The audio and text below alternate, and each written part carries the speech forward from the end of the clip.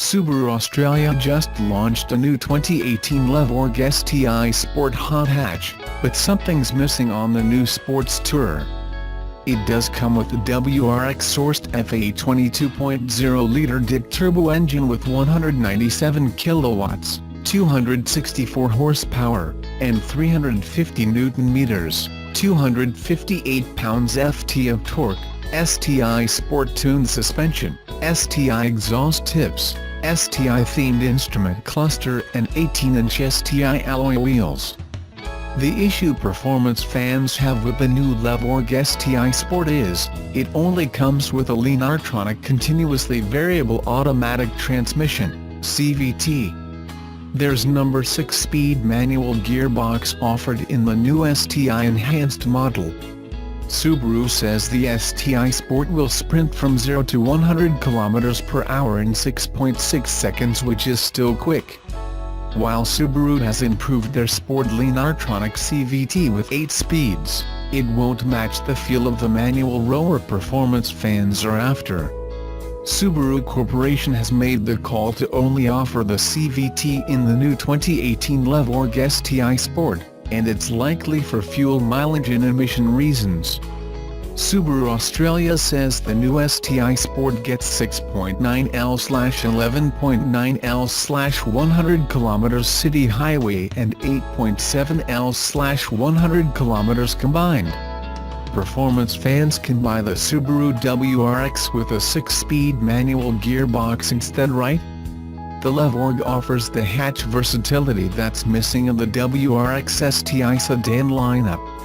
Subaru fans around the globe have been asking for a WRX STI hatch model since it was axed by Subaru in 2015 when they introduced the next generation models.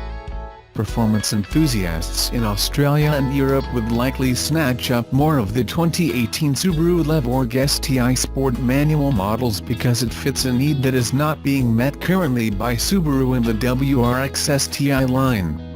Subaru needs to offer the 2.0 STI Sport fitted with a 6-speed manual rower, but don't hold your breath. With a reservoir of affection from loyal fans, the 2018 Subaru Crosstrack boosts the Japanese company's relentless climb up the staircase to automotive nirvana. Few vehicle manufacturers have been as successful as Subaru since industry sales tanked in the 2007 to 2009 recession. When other nameplates sagged and struggled, Subaru surged. Starting in 2008, its sales increased every year until they reached 615,132 in 2016. In 2012, Subaru introduced the Crosstrack XV, a small crossover sport utility vehicle based on the same platform as the Impreza sedan and hatchback. It too has succeeded with sales up every year since, reaching 99,677 in 2016. Subaru insiders credit a chunk of the success to an epiphany that many owners loved their cars for their durability and reliability, and expected them to last a long time. The company morphed those sentiments into advertising that equated ownership with love. Crossovers like the Crosstrack are generally described as SUV-like vehicles built with unit bodies like cars, where traditional SUVs are built like trucks with body-on-frame construction.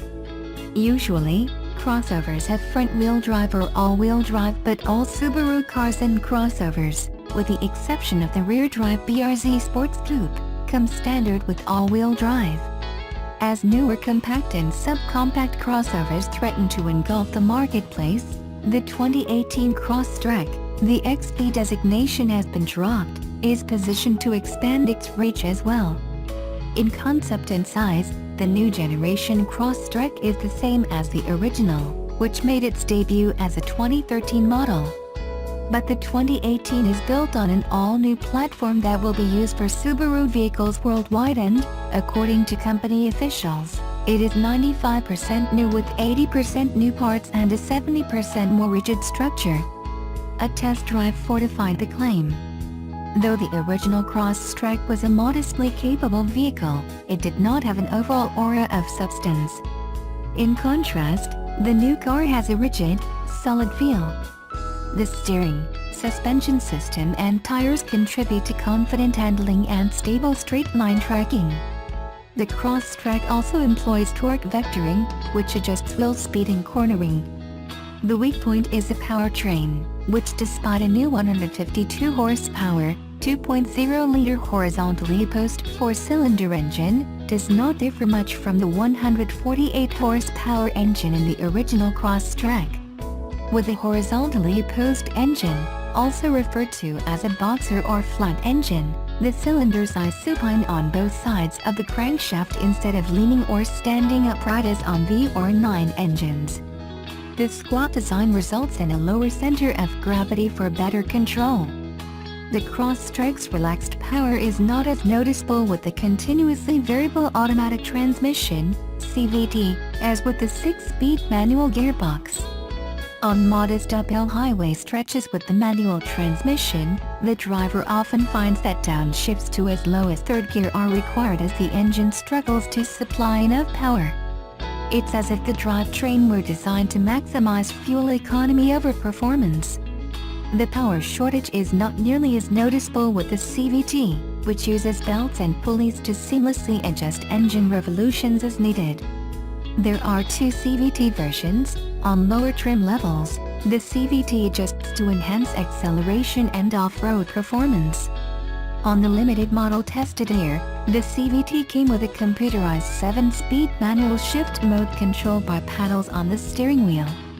Although the Crosstrack is not designed as an all-out boondocks body, it does have enough ground clearance and capability to handle some off-road territory, as well as delivering confident performance in snow and other foul weather conditions.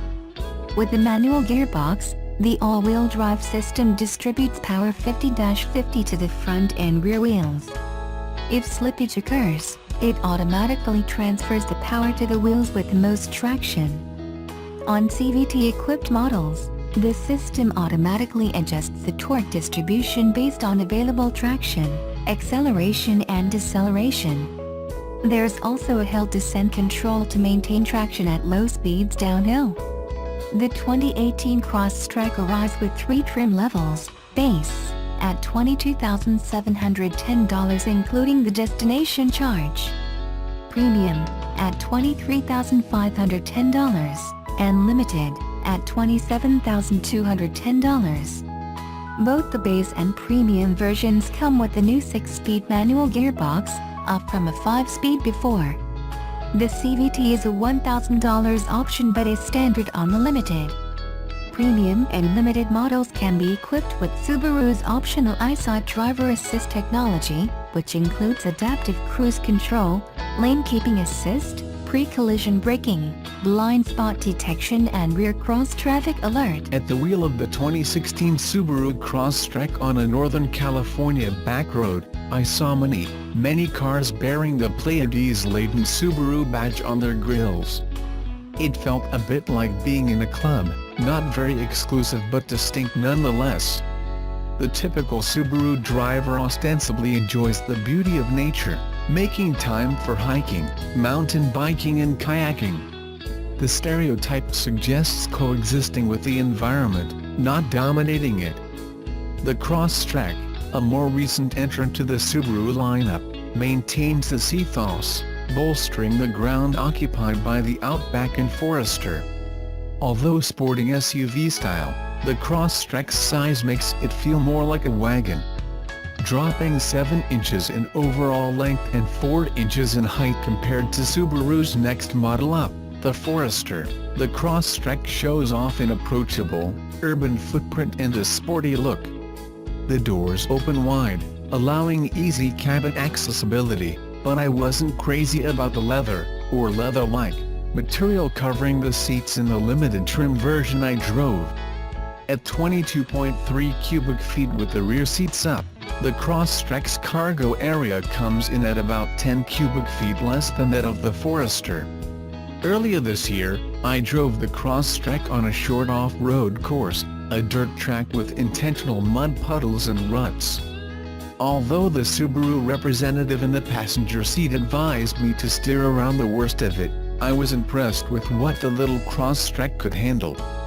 thank its 8.7 inches of ground clearance, the same as its bigger SUV siblings, for letting me sink a tire into a mud pit and then escape. The Crosstrack standard all-wheel drive helped the wheels find the grip they needed to keep me going. And although I had to make a couple of tries getting up a slick hill, I eventually got to the top. That Crosstrack, and the one I drove for this review, came with a continuously variable transmission, CVT, mated to the 2-liter engine. With the CVT, Subaru uses a different all-wheel drive system compared to Crosstracks equipped with the available 5-speed manual transmission. CVT models get an electronically managed system, which actively moves torque between front and rear axles based on traction and throttle input. Manual versions use a mechanical system that only responds to wheel slip. With either all-wheel drive system, Subaru doesn't let you lock the differential for a 50-50 torque split, although setting the vehicle dynamics control switch in its off position helps equalize torque distribution. The Crosstrack uses Subaru's horizontally opposed 4-cylinder engine, a flat 4, which presents a lower center of gravity than an inline 4. In this application, it makes 148 horsepower and 145 pound-feet of torque, and turns in EPA estimated fuel economy of 26 mpg city and 34 mpg highway. Although the power numbers don't look terribly impressive, the CVT and throttle tuning made the Crosstrack eager to take off from a start. In city driving, its acceleration is more than ample. The CVT exhibits some of the qualities that give this type of transmission a bad name. The engine note doesn't always coincide with acceleration, and power delivery feels bandy at times.